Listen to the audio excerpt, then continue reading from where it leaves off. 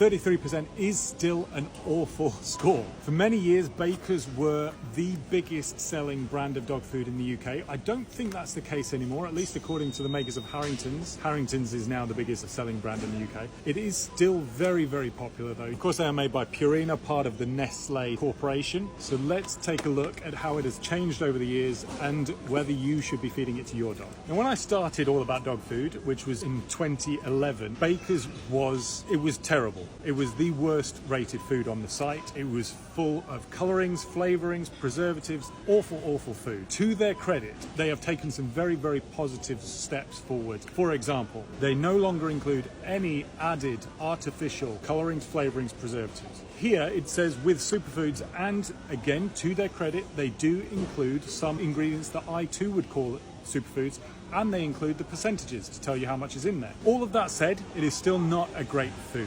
So the first ingredient is cereals. Now, you never want any cereal to be your first ingredient in a dog food, but the broad umbrella term cereals, where it doesn't even specify what cereals are used, is definitely the mark of a very low grade food. Then you've got meat and animal derivatives, derivatives of vegetable origin, oils and fats. We've got 4% beef, we've got 1% dried spinach, 0.3% dried pea, and so on. It has a lot more clarity than another food we reviewed recently, which was pedigree, and it's mostly because of that improved clarity on the ingredients list and the total lack of added artificial ingredients that Bakers scores quite a bit better than pedigree. Pedigree dry food coming in at around the 25-26 mark, while this comes in at 33%. Now 33% is still an awful score, but if you can imagine that before it scored around the 5% mark, so it just shows how far they have come in the last few years, and we would really like to see that continue into the future. On average, Bakers is going to cost you about 50 pence per day to feed an average adult 14 kilo dog, which does certainly put it on the lower end of the spectrum. But even at that price, you can find quite a lot of better foods.